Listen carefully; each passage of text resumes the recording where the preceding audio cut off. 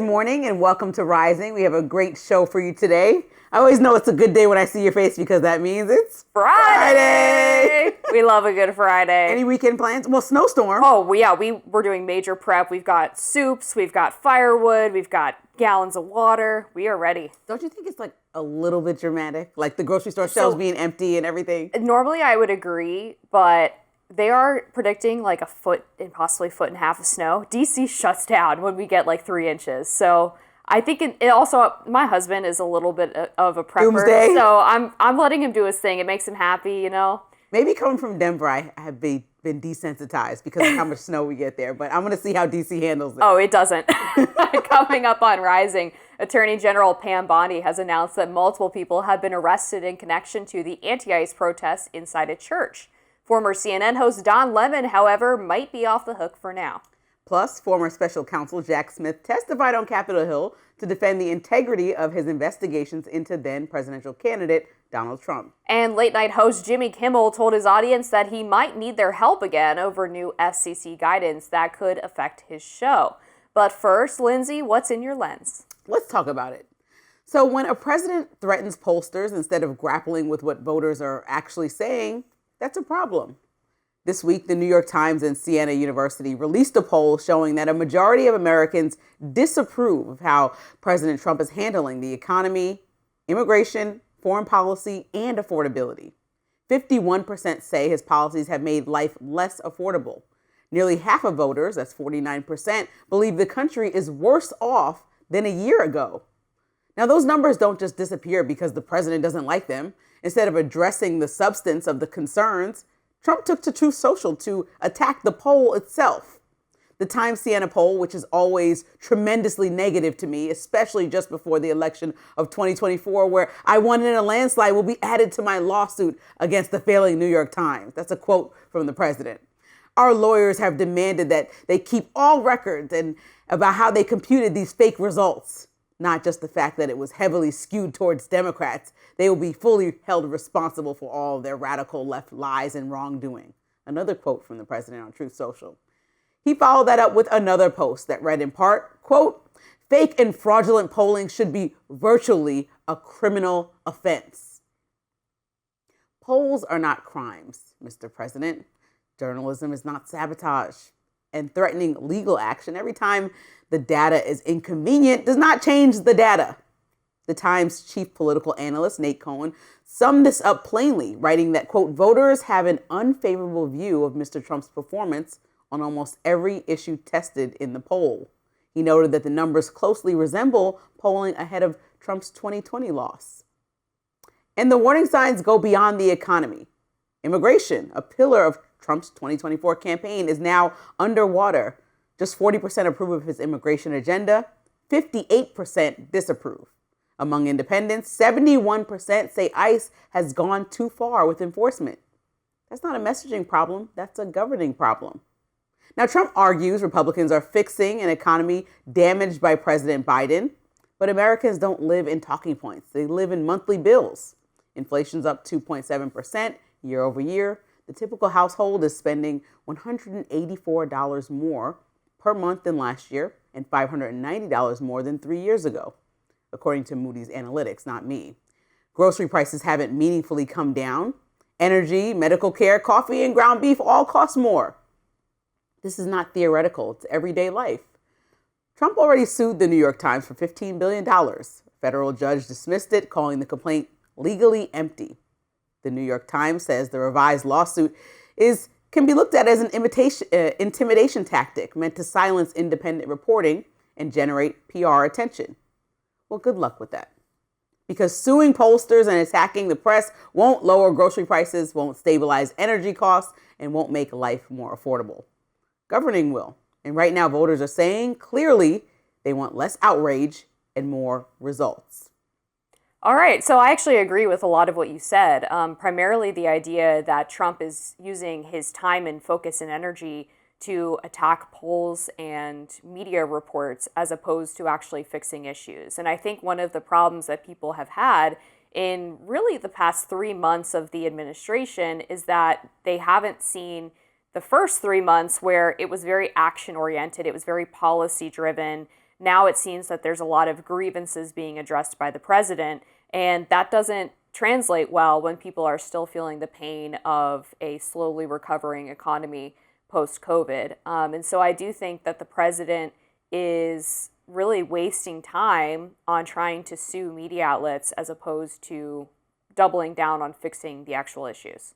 And the lawsuit to me is one part of it, but the bigger part is that a lot of people say, like, when people are critical of the president, that it's just like, blame it on mainstream media or an unfair criticism. But polling, whether it's New York Times poll or a variety of others, have showed that there's been like a steady decline of support for the president, most particularly around how the economy is being handled. And so that bleeds into everything else. Like, as you ask people how they feel about foreign affairs or immigration, I'm sure there's a connection to the fact that they can maybe agree with some of the policies. Like I said, it's great that he's on this phase 2 of Israel and Gaza and trying to figure out how to quell that situation. But people at home were like, wait, you were the businessman in chief, and just looking day to day, the only thing that's down is pretty much gas, which again, I will point that out that is down from a year ago. But it's still like, where is the person that was supposed to be handling the issues that Biden was failing so miserably at? And then when you get into the actual issues that he's handling, even though he does have a large swath of Republican support with immigration, I think the public view is starting to sway with the major incidents in Minnesota. And you're seeing new polling that's showing that people, and we heard Joe Rogan and other podcasters speak about this, but are moving towards a place where they're like, well, maybe this is too far, or maybe some of the policies are too far. And so I'm just trying to figure out where he has like a core policies that his whole entire base is supporting, because it looks like the country, even the independents that got him in office, or the people that maybe didn't like his antics but like some of his policies, are now like, well, I don't even like the policies anymore. Yeah, I think the immigration question is complicated because in polls where they ask about, do they think the Trump administration has gone too far, most people agree. But then there was a Plymouth Union poll that came out that found that people do disagree with the anti-ICE protests as well, right? They say that ICE should be able to do their jobs unimpeded, that they broadly support Trump's idea of doing mass deportation and getting illegals removed from the country. And so we see a lot of disparate numbers depending on how the question's asked. And so I do think on the immigration question specifically that we don't have a full, clear picture yet. But I agree that the economy is more obvious in that consistently across a number of polls, no matter what the question is, if it's economic related, people are dissatisfied. And I think when we saw the president in Davos give a speech basically touting how much we've progressed economically specifically, and then how people feel, I think it's a fair criticism to say that it's similar to the tactic that was happening during the Biden administration, is that, oh, these polls say we're doing better, we are doing better, but people feel differently, and you're trying to convince them they don't feel what they feel. We just have to explain Bidenomics to them, and then they'll get it. And there was that big gaffe by Brooke Rollins, the ag secretary, who was talking about the $3 struggle meals. Oh my gosh, that's still going viral. I know. It's like, even if you could, I mean, she doubled down on it because she went out and she said, well, look, if you buy this, this, and this, then you can do, 3 meals a day for $3 a piece, and it's totally fine. But the answer there is not to do the math and try to convince people. You should have never gone out in the first place and insinuated that the problem is that people are just not basically being judicious or frugal enough with their shopping habits. That never goes over well from a political messaging standpoint when you're dealing with economic issues. And so to me, it just seemed very tone deaf. I think they need to have some more communication, like what's the messaging? Because even with Biden, there were small wins that I think his team could have pointed to show how progress is being made. But just telling people you shouldn't feel how you feel, I think, is a ridiculous stance to take. And that lands really well with people who are like, okay, groceries are really expensive, but you're telling me I should eat crackers, you know what I mean, and be full. Or like, figure out how to make this turkey last all week. It's like, people are really struggling. They're not making up these costs. I mean, there's a back and forth about products costing more because of some of the tariffs, possibly is Costco in the middle of suing the administration. So there's a lot of reasons why people feel economically even tighter than they did a year ago. And I think the president has to address it. Yeah, and he needs to do more creative things like the ending institutional investors owning single-family homes. That type of creativity and bipartisan solution, I think, is what people want to see. Up next, former special counsel Jack Smith was testifying on Capitol Hill yesterday, and there were some fiery moments. We'll be right back with some of them. A heated hearing on Capitol Hill Thursday as special counsel Jack Smith, the man who twice indicted President Trump, testified before the House Judiciary Committee. Now, those two indictments came from his investigations into Trump's handling of classified documents and Trump's alleged role in the January 6th insurrection. And when asked about his findings in the case, January 6th case specifically, Smith did not hold back. Let's take a listen.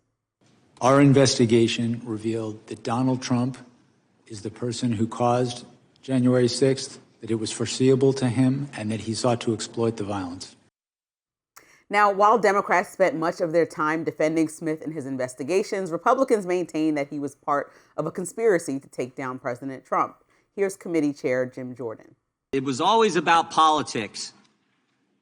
And to get President Trump, they were willing to do just about anything. Democrats have been going after President Trump for 10 years, for a decade. And the country should never, ever forget what they did. Over the next few hours, we're going to hear a lot of yelling and screaming, I assume, from the other side. But we should never forget what took place, what they did to the guy, we the people, elected president twice. Republicans also honed in on the Arctic Frost investigation, in which the phone records of several high-ranking Republican members of Congress were obtained and then allegedly hid from those members of Congress. That prompted this fiery exchange. Let's take a listen. Why is it that no one should be informed, including the judges? As you went in to spy on these people. My office didn't spy on anyone. Wait a second. The question I asked you, Mr. Smith, was pretty straightforward. Did you withhold that information from an Article III judge in the process of taking the records of the Speaker of the House? We complied with Department. Did you hold back Mr. Chairman, that would you please instruct the gentleman to allow the witness to answer the questions? It's not your time. I'd like my time back. Mr. Chairman, again, you have please. repeatedly done that in the past. The witness has the right to answer the question. Unsurprisingly, the president was watching the hearing and cheered on the Republicans on Truth Social, writing, "Deranged Jack Smith is being decimated before Congress. It was over when they discussed his past failures and unfair prosecutions. He destroyed many lives under the guise of legitimacy." Trump continued, "Hopefully the Attorney General is looking at what he's done, including some of the crooked and corrupt witnesses that he was attempting to use in his case against me. The whole thing was a Democrat scam. A big price should be paid by them for what they have put our country through." You know what? I thought that Jack Smith was very poised, held it together, and kept his temper in what could be a contentious situation. He has an opportunity to finally say his piece and say that some of this wasn't a witch hunt. Now, to be very clear and transparent, consistently on social media everywhere, I've been saying that I didn't think they should continue to look into the president as many times as they did. The classified documents case, to me, could go away. I think January 6th was worth looking into. I think that, they're telling the president in that moment that nobody is above the law. And if he felt strongly that there was a connection to the president and feels still strongly they had enough evidence to keep moving forward in that particular instance, I don't think that they should have strayed away from it if, the job of some of these organizations and governments to oversee one another. And if they feel like the president had done something that is against the law, well, I mean, that's what they did. And so I think that was his purpose, is to say, he's going by facts and law and doing his job. Maybe sometime he overreached, which I said in the classified documents case. But in the January 6th specific, I don't think that he felt that he overreached. And some of the country also agree with him. So I think it's just this back and forth where people are trying to pull through the political vendetta of it all and what actually egregious acts happened that are worth looking into and prosecuting. There were a few cases in the January 6th investigation where I do think he went too far, which suggested some kind of political motivation, one of which was this Operation Arctic Frost that we've been talking about, where he subpoenaed the phone records of various members of Congress and also conservative nonprofits. He, for example, hid the subpoena on Kevin McCarthy, the Speaker of the House's phone records.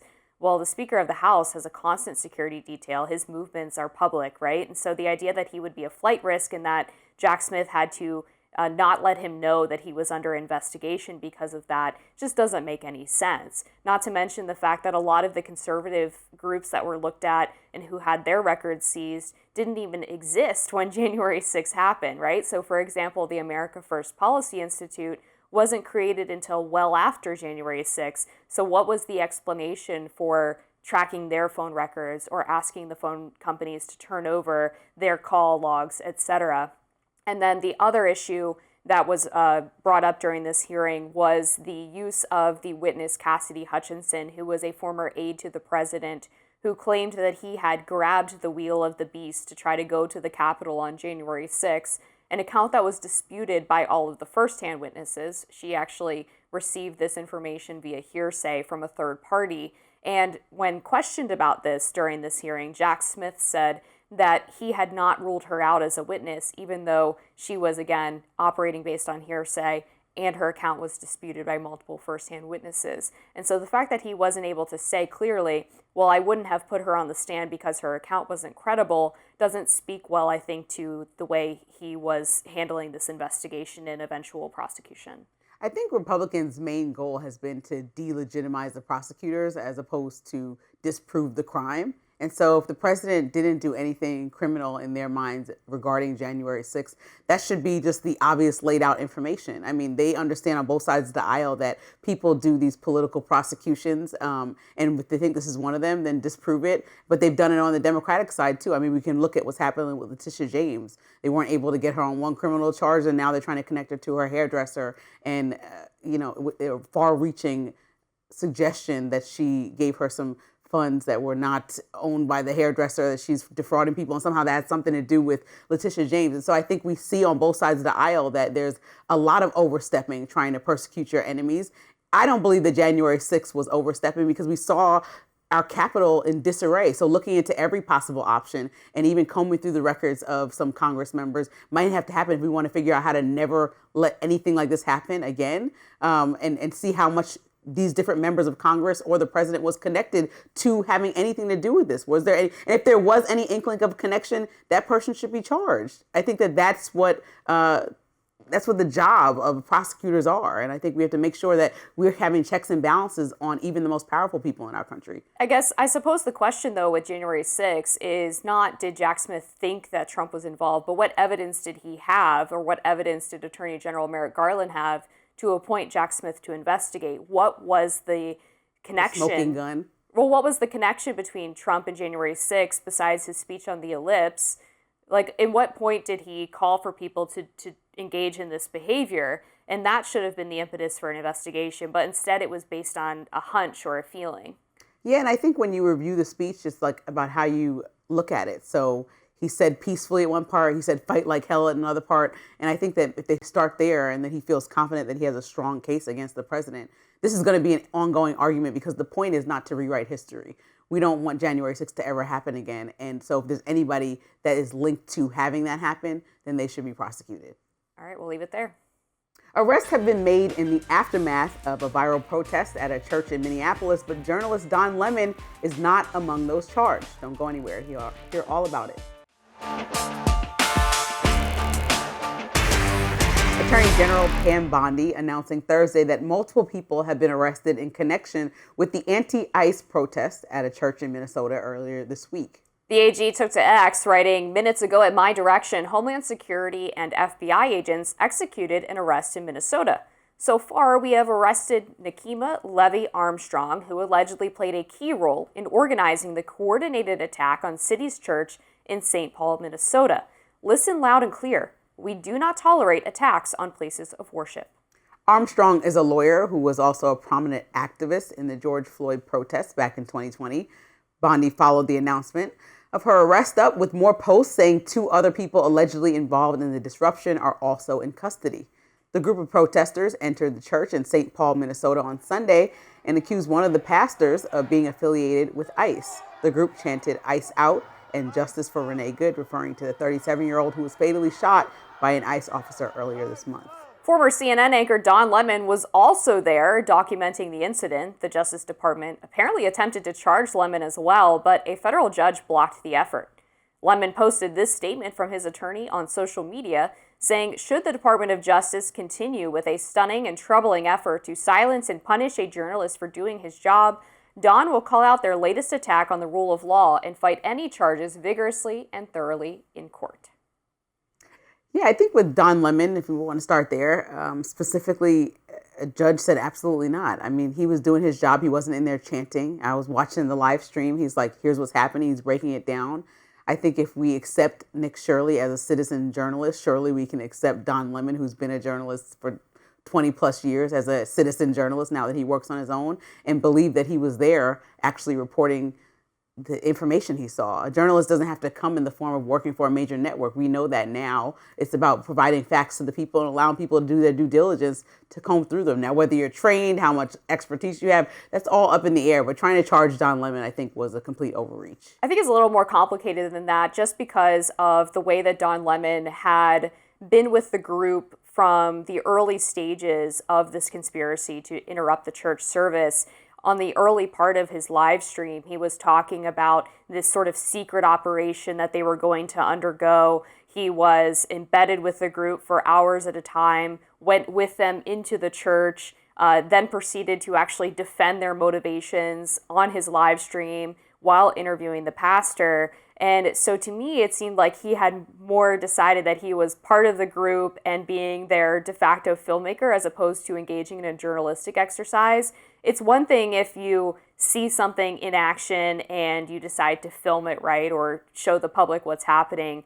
But I sort of liken this to if someone is planning to rob a bank and a journalist catches wind of the fact that they're going to rob the bank and they decide that they're going to put on the cat suit with the bank robber, and they're going to go in through the window with them and watch as they steal money. Is that still journalism, or have you now crossed the line into criminal conspiracy? Well, I think if the person follows the people robbing the bank and just has the camera behind them as the police come and captures the whole thing, that's totally different than putting on the cat suit. So I think with Don Lemon's incident, he's not actually going there. He didn't refuse any orders. He interviewed people and streamed as it happened. He was with the group earlier, and he said the group said they were going somewhere, and he followed them, and he continued to follow them as they didn't tell him exactly where he was going, and he ended up at the church and kept filming it. I know, but that's what he's saying. So if we believe, again, like we're taking Nick Shirley's word for it that he is saying all these daycares are closed, even though we don't have any real information about when funds were coming to these places or how long they've been closed or if they took funds or if they actually had people in them just because he says so. We surely can watch a live stream and say, okay, Don Lemon was recording these people. We watched him interview people. He was there all day capturing multiple things, not just this one group of protesters.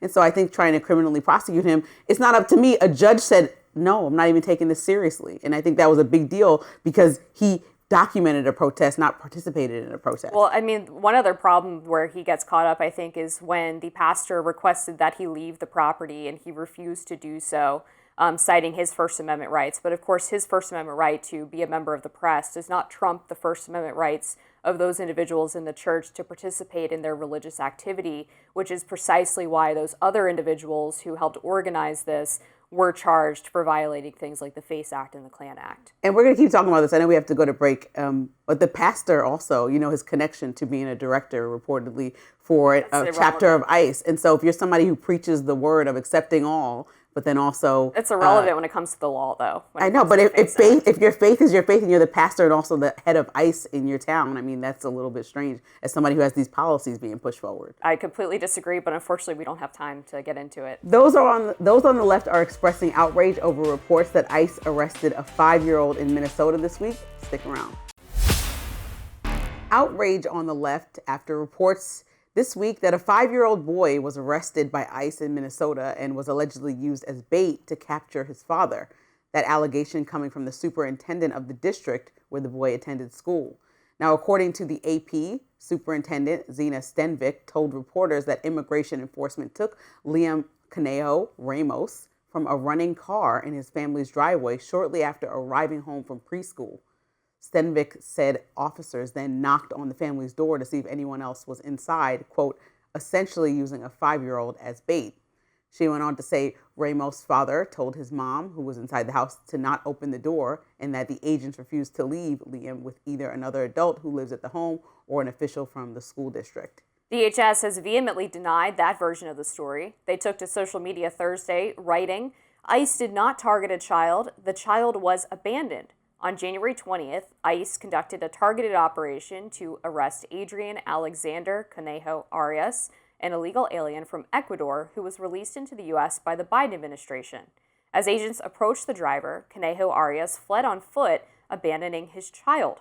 For the child's safety, one of our ICE officers remained with the child while the other officers apprehended Conejo Arias. A lawyer for the family told the AP that he assumes Liam and his father are in a family holding cell, but says he has not been able to have direct contact with them. Now, Liam isn't the first student in that community to be detained by ICE. Superintendent Stenvik says 2 17-year-olds and a 10-year-old have also been taken by immigration enforcement. And after this incident, some lawmakers are voicing their outrage. Minnesota Congresswoman Ilhan Omar posting to X, ICE just detained a 5-year-old child. Don't tell us this is about, quote, the worst of the worst. That's a lie, absolutely vile. And fellow Minnesota Representative Angie Craig posted this video to social media. So now ICE is using a 5-year-old boy. A 5-year-old boy. They took him and used him to lure his father out. And now they've detained them both. This is not humanity in Minnesota, folks. If you can look at this 5-year-old and actually with a straight face still support and be silent in the face of what the Trump administration and Kristi Noem is doing, I just can't even believe this is America. If you can't speak out about this, then you've got no humanity left. But Republicans are pushing back. The RNC research account responding directly to Congresswoman Craig, writing, "This child was abandoned by his father, who fled to evade ICE agents. Does spreading abhorrent lies about ICE officers make you feel good about yourself?" And even some Democrats are starting to concede that the initial reports of using Liam as bait were likely false. Former Minnesota Congressman Dean Phillips, who has been a critic of ICE's operations in his state, wrote in his own post, "Since I hate misinformation, I acknowledge the little boy was abandoned by his father who fled ICE agents.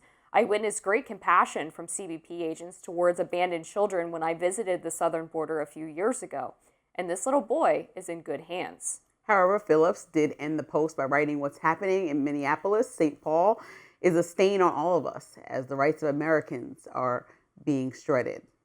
All right, so kind of difficult here because we basically have he said, she said situation. We don't have video. The account from the superintendent I find a little bit curious because it doesn't say whether or not she was there. There was a neighbor who apparently claimed that they wanted to take custody of the child, which typically ICE would not allow a random stranger to take. They would try to keep the child with the parents. So if the wife or the mother of the child is refusing to open the door and take the child in, and the dad is going to a detention facility, I don't think it's absurd to say that the child should stay with the father. Now, ICE also suggests, or DHS suggested, that the father requested that the child stay with him. So it's hard for me to comment, on who's in the right in this situation because I just don't think we have enough information yet. And I also agree with that, but I feel like what is the incentive for us to believe much of anything coming from federal officials surrounding Minnesota due to the fact that we know after Renee Good was killed, there was an immediate action plan to call her a domestic terrorist and some of the information. And so I know that there have been ICE officers trying to target schools, and that's why people were whistling in Minnesota and really trying to protect the school as a place that's supposed to be, let's say a sanctuary where people hopefully are not pulling parents out of cars or stopping them as they pull out. And so to think about the fact that another or Minnesota officials are saying like a 10-year-old, a 17-year-old, and now a 5-year-old are all just products of them trying to get migrants out. I think that a lot of Americans would not want to see many kids being involved in this disastrous way. I think there's two things can be true. People think that immigration needed to be better handled in this country, and many Democrats even finally admit towards the end of Biden's term that he did a poor job at immigration policy. But at the same time, we don't have to lack humanity like some of these Democratic congressmen and women are saying in our immigration policy. And so in 1 month, to have Renee Good's death, to see local leaders be completely iced out of the investigation, to have our vice president go to Minneapolis and not even connect with Mayor Fry or Governor Walz knowing that he's saying the temperature is turned up the same way that Wall says it's turned up, bring it down. If you guys have the same message, why has there been no coordination? Oh, because you both on both sides would rather public accolades that you're screaming at the top of your lungs about differences. I think it's just really letting everybody down, because nobody wants a child. Any mom could look at this, any person could look at this and say, I don't want them caught in the middle of this, whether his father ran, whether ICE was detaining him and doing it wrong. We don't know who to believe. And I think part of it starts with some of the highest officials in our country and in Minnesota being adults and figuring out how to have a different conversation than the ones they've been having. Well, it's hard to have a conversation, though, with people who are telling ICE to leave Minneapolis entirely. They are there to execute legal federal immigration enforcement procedures, and the local police and local officials have refused to cooperate. And so if you're J.D. Vance, you're the vice president, you have been elected under the campaign mantra of executing a mass deportation operation. You're going there to support your ICE agents and tell them to keep pushing on. You're not going there to try to pacify Mayor Frey, who has made very clear where he stands on this issue. And on this question of children, it is complicated because we don't know, for example, on those other instances of children being pulled out of school, were their parents detained? Did their parents ask for their children to be deported with them? Because there was a misinformation story earlier in this administration where people were claiming that American citizen children were being deported. And then we found out that the real story was that the mother was an illegal alien. She was deported. She requested that her children, who are American citizen, be able to go with her. And so they weren't deported. They were kept with their mother. And so to go from the first Trump administration, where people were very upset about the quote-unquote family separation policy, to now raising hell because ICE is actually, and DHS, are allowing children to leave with their parents, that's not a consistent principle. Well, I think for the vice president to go to Minnesota and not talk to local leaders is childish.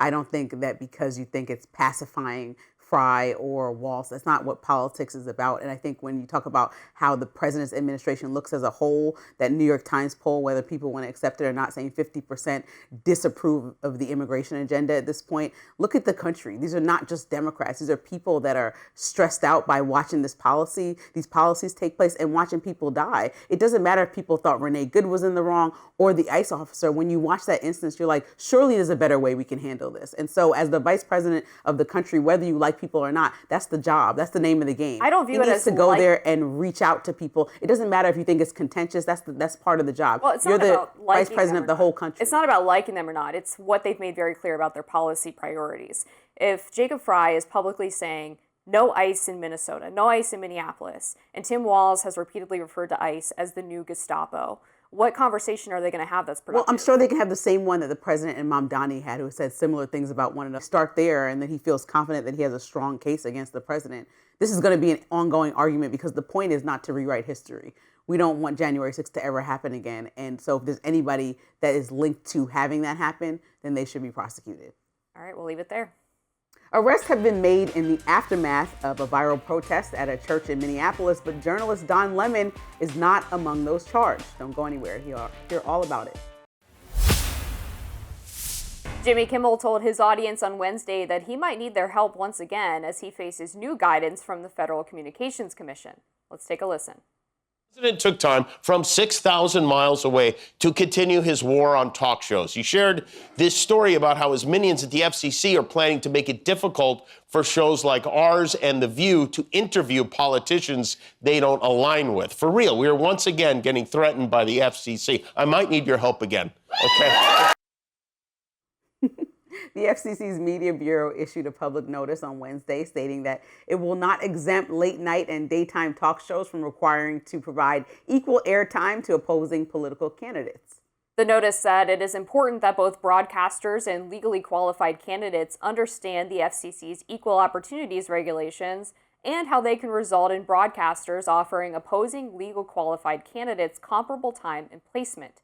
The FCC has not been presented with any evidence that the interview portion of any late night or daytime television talk show program on air presently would qualify for the bona fide news exemption. Moreover, a program that is motivated by partisan purposes, for example, would not be entitled to an exemption under longstanding FCC precedent. Well, I think they should be separated. Like if we talk about The View and Kimmel, let's just look at ABC because that's the example we have. The View seems more like the FCC might have a reasonable argument there, right? They should provide equal airtime. Most of the show is about politics. I think when you talk about Kimmel and shows similar to that, they've been under the entertainment divisions of their companies for like more than 20 years in that capacity, meaning that they don't even look at those as news shows. And the FCC hasn't for more than 20 years look at things like Jay Leno or Colbert as news shows. And so to put this onus on it, late night talk show to now become a news show, although I think that they should invite candidates from both sides of the aisle and not even just be a political show, people with different perspectives, podcasters, actors that have all different perspectives. And maybe they should not get into politics as much. I'm actually over some of the jokes about President Trump. It's constant and continuous. But I don't think that we should start to nitpick at some of these late night shows because now we just have the FCC or Trump adjacent people deciding what should be satire, deciding what comedy should be. And I think that's like a step too far. Now, The View is not comedy. The View is usually political or entertainment, and I think that might be a different conversation. Yeah, it's a bit nuanced here because the reason this exemption came into place was because in 2006, Jay Leno had an interview portion of his show where he would have Arnold Schwarzenegger, the governor of California, on, and that was billed as a bona fide news interview, which is why he didn't have to adhere to the equal time clause. But the argument is that if Jimmy Kimmel has an interview section that is more entertainment driven, isn't a bona fide news interview, and he's only applying those time slots to Democrat politicians or people of the left, just looking through recent YouTube clips, he's had Rachel Maddow, Eric Swalwell, Pete Buttigieg, et cetera, Kamala Harris, then that might not qualify for the exemption. And so maybe he needs to reapply for that to see whether or not this actually qualifies under the FCC statutes. And if we continue to politicize the FCC, then I think that conservatives are aware of this. When you have a different leader of the FCC in place that aligns more with whomever the next Democratic president is, like this turns right back on conservative radio hosts or talk shows. And I think that they probably wouldn't want... Well, only if they're on broadcast, right? And you wouldn't want that. CBS owns an entire slew of radio content. Like these are the same companies that produce, the same, hold themselves to the same standards and have entertainment programming that kind of leads into news a little bit and will continue to create this. I mean, major companies that are outside of the big 3 or 4 networks will continue to create broadcast content. The Hill is owned by Nexstar that will continue to create content. So if we start to comb through every single thing, I mean, this can go both ways where they start to criticize, well, this is not looking equal under the guise of somebody who works or aligns themselves with whomever the next president is that's Democratic. Yeah, I mean, this would apply specifically to the late night and entertainment shows, though, right? Because the radio programs that we're talking about already classify as bona fide news interviews when they have a politician on. Same with something like CBS Nightly News or one of those evening or morning news programs. Those already qualify for the Jimmy Kimmel mentioned The View, which is not late night. It's a daytime talk show and alt talk shows. Yeah, like I said, late night talk shows and entertainment shows, I would say The View is more entertainment because they have, their shopping segments or they have lifestyle type segments, pop culture, as opposed to just politics. They like to talk about politics a lot, but I don't think it classifies the same way that a morning news program would, like Good Morning America, for example. And so I do think it's a little bit cloudy and muddy there on where exactly they classify and whether or not they qualify for this bona fide news exemption. And so I think it's reasonable to try to clarify what exactly those categories of interviews fall under, because if they don't qualify for that exemption, then they would have to satisfy that equal time requirement. The criticism also comes from the timing. I mean, we know what just happened with Jimmy Kimmel. We know how that entire saga played out for him, which is what he kind of made light of.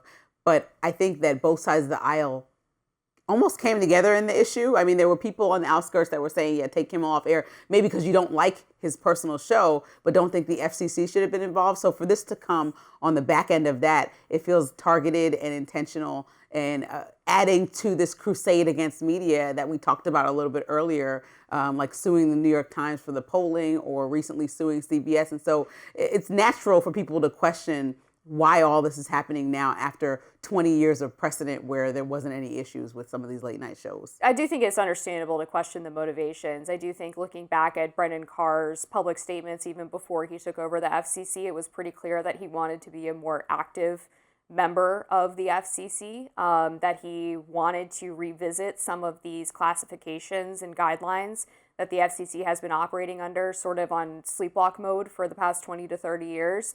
And so even though the Jimmy Kimmel specific inclusion does seem like it could be targeted by political motivations, it's also not out of bounds from what he has previously promised to do, even before there was this issue with Trump and Kimmel. Yeah, we're going to have to keep watching this to see what else they come up with. Up next, an American tennis star refused to denounce the U.S. after a reporter tried to nudge her to do it at the Australian Open. We'll be right back after this. American tennis star Amanda Anisimova dismissed a reporter's question at the Australian Open after the reporter questioned how she felt about representing America. Let's listen. Yeah, I mean, I was born in America, so I'm always proud to represent my country. And yeah, a lot of us are doing really well, and it's great to see a lot of, great athletes on the women's side, on the men's side. So yeah, I feel like we're all doing a great job representing ourselves. And sorry, do you mind if I follow up? Sure. Sorry, just to clarify a little, I mean, sort of in the context of the last year of everything that's been happening in the U.S., does that complicate that feeling at all? I don't think that's relevant. Meanwhile, the reporter asked American tennis star Coco Gauff about how she felt about the state of the U.S. 1 year into the second Trump administration. This was her response. At this point, I feel a bit fatigued talking about it just because of the fact that it is hard also, I think, being a Black woman in this country and having to experience things even online and seeing your marginalized communities being affected and knowing that I can only really donate and speak out, and I try my best to do that. But yeah, I just hope that as time continues that we can reach a state where we're not currently in and we keep moving forward. Anisimova on Tuesday won over Czech star Katerina Sinikova in the Australian Open in Melbourne. Reactions poured in on social media following Anisimova's statement. Former NCAA star and a contributor to TPUSA, Riley Gaines, wrote on X in part, "Liberal sports media is the most insufferable arm of left-wing media. This activist should never be allowed in another press room." Another X user said, "I don't know if this is a hot take, but if Russian players had to be subjected to these questions, I don't see why American players shouldn't too. There's so much hypocrisy in these comments." Look, I think both responses are okay. I think the questions, obviously the reporters are trying to go there with like some juicy answer that'll be the headline of their week, and that they had this American star answer the questions in this way. There's like some international, I can say this because I studied abroad, like interest in what's going on in American politics overseas in a different way than we interest ourselves in foreign politics. I find that people know a lot what's going on in our day-to-day internationally.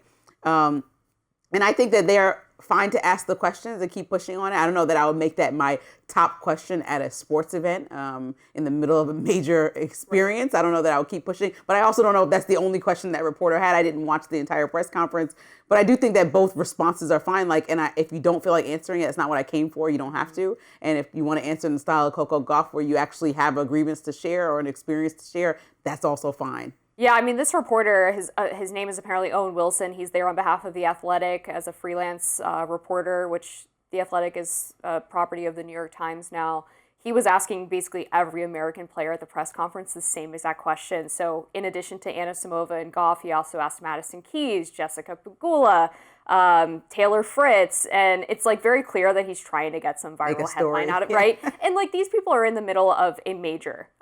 This is a huge deal for them. People want to hear about the tennis. It just seems a little calculated and like pretty clear what his motivation is. And I actually feel for the players in this situation. Taylor Fritz's response was really interesting because he basically said, no matter what I respond to this, it's going to be taken out of context. People are going to write misleading headlines about it, and that's going to be a distraction from what I'm here to do, which is to try to win this tournament. And so them having to navigate this like really tricky political question when they're mentally trying to stay on the court and what their next match is going to be makes me kind of frustrated on their behalf. And I'd love to know, I thought the point that was raised about not asking Russian players their stance, I mean, there's an entire huge war that Russia has started in Ukraine, you know what I mean, that's still ongoing. And if there are Russian players, and mind you, you're way more well-versed in tennis, so if I'm out of bounds in any way here, please jump in. But the fact that they're not subjected to these questions at every, let's say, major sporting event or every, like, why not? Why not? But they probably are by some people, but for now that you're saying the connection with the New York Times and the Atlantic, like, obviously there was an intention about the stories. And sometimes, you know, athletes are put in this position where they have to be, even we saw this at the Golden Globes.